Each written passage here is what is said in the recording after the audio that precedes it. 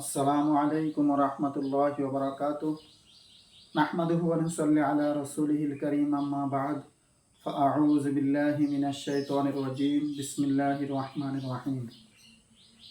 আমার সম্মানিত অডিয়েন্স, আমার সম্মানিত ভাই এবং বন্ধুরা, আমি আমার থাম্বনেইলের মধ্যে দিয়েছিলাম বাংলাদেশের উপর কোন ধরনের বিপদ আসবে।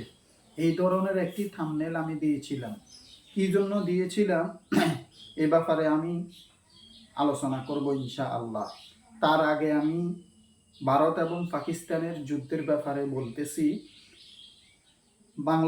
ভারত এবং পাকিস্তানের যুদ্ধ চলতেছে, আপনারা প্রত্যেকে জানেন। এটা গাজওয়াতুল হিন্দ শুরু হয়ে গেল। গাজওয়াতুল হিন্দের ব্যাপারে রাসূল করিম সাল্লাল্লাহু আলাইহি ওয়াসাল্লামের ভবিষ্যৎবাণী আছে। রাসূল করিম সাল্লাল্লাহু আলাইহি ওয়াসাল্লামের একজন আজাদকৃত গোলাম আছে।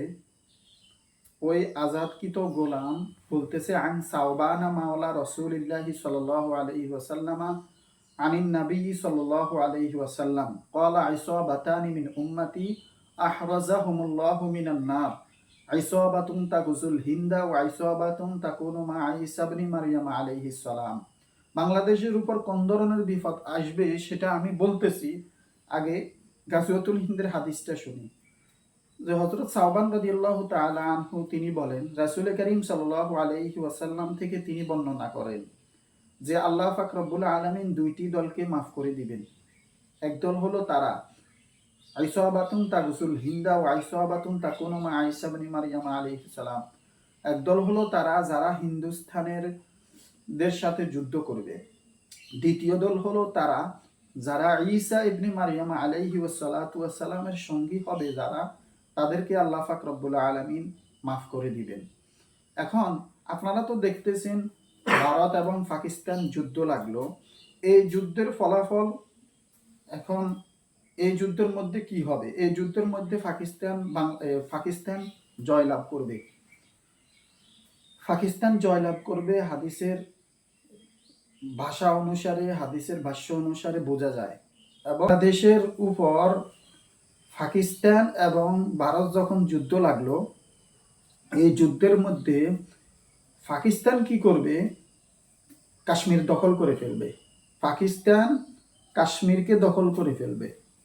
আমি আবারও বলতেছি, পাকিস্তান কাশ্মীরকে দখল করে ফেলবে। এই পাকিস্তান কাশ্মীরকে দখল করার পর ভারত সহ্য করতে না পেরে, এই দুঃখ কষ্ট সহ্য করতে না পেরে এটার প্রতিশোধ উঠাবে বাংলাদেশের উপর। এটার প্রতিশোধ উঠাবে বাংলাদেশের উপর। কাশ্মীর, আমার পৃথিবীতে আসার পর থেকে আমি শুনে আসতেছি যে কাশ্মীরের যুদ্ধ চলতেছে, কাশ্মীরের যুদ্ধ চলতেছে। ভারত পাকিস্তান এটা নিয়ে মাঝে মধ্যে একে অপরের উপর আঘাত করে। আমি পৃথিবীতে আসার পর থেকে, আপনারা এটা লিখে রাখেন, পাকিস্তান কাশ্মীর দখল করে নেবে। দখল করার পর ভারত সহ্য করতে পারবে না, ভারত হেরে যাবে। এই হেরে যাওয়ার প্রতিশোধটা উঠাবে বাংলাদেশের উপর। এখন এই জন্য বাংলাদেশ আমরা যারা আছি তাদেরকে আমরা বলতেছি যে আপনারা মানসিক, শারীরিক, ফিজিক্যালি সব দিক দিয়ে প্রস্তুত থাকুন। এই ভারত বাংলাদেশের উপর আক্রমণ চালাবে যখন কাশ্মীর পাকিস্তান দখল করে ফেলবে। যখন পাকিস্তান, আবারও বলতেছি, পাকিস্তান কাশ্মীর দখল করে ফেলবে, তখন বাংলাদেশের উপর আক্রমণ আসবে। এই জন্য আপনাদেরকে বলতেছি, আপনারা মানসিক, শারীরিক, ফিজিক্যালি সব দিক দিয়ে প্রস্তুত থাকুন। এখন আসেন, অনেকজন এই হাদিসটাকে জয়ীফ বলে। কারা বলে? লা মাযহাবি গায়রি মুকাল্লিদ আহলে হাদিসরা গাজওয়াতুল হিন্দ ইনডাইরেক্টলি অস্বীকার করে। এখন আপনারা তো দেখতেছেন যে রাসূল করিম সাল্লাল্লাহু আলাইহি ওয়াসাল্লামের হাদিস, গাজওয়াতুল হিন্দের ভবিষ্যৎবাণীর ব্যাপারে যে হাদিসগুলা উপস্থাপন করলেন, এই হাদিসগুলা সত্য হতে যাচ্ছে, সত্য হতে যাচ্ছে। এই হাদিসগুলা মূলত জয়ীফ নয়। আর জয়ীফ এটা মুহাদ্দিসিনে কেরামের পরিভাষা। জয়ীফ, সহিহ এগুলা হলো মুহাদ্দিসিনে কেরামের পরিভাষা।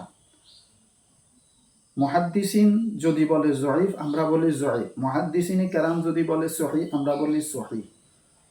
আর জয়ীফ যেটা, এটা হলো হাদিসের সিফাত নয়, এটা হলো সনদের সিফাত। হাদিসটা সহি, হাদিসটা মূলত ঠিক, আর হাদিসের সাথে এখন বাস্তবের সাথে পুরাপুরি মিল। এই জন্য আমি আপনাদেরকে বলতেছি, আমার ভাই এবং বন্ধুরা, যে পাকিস্তান যখন কাশ্মীর দখল করে ফেলবে, ভারতের পুরা কাশ্মীরটা দখল করে ফেলবে, তখন ভারত সহ্য করতে না পেরে বাংলাদেশের উপর আক্রমণ করবে, বাংলাদেশের সাথে যুদ্ধ করবে।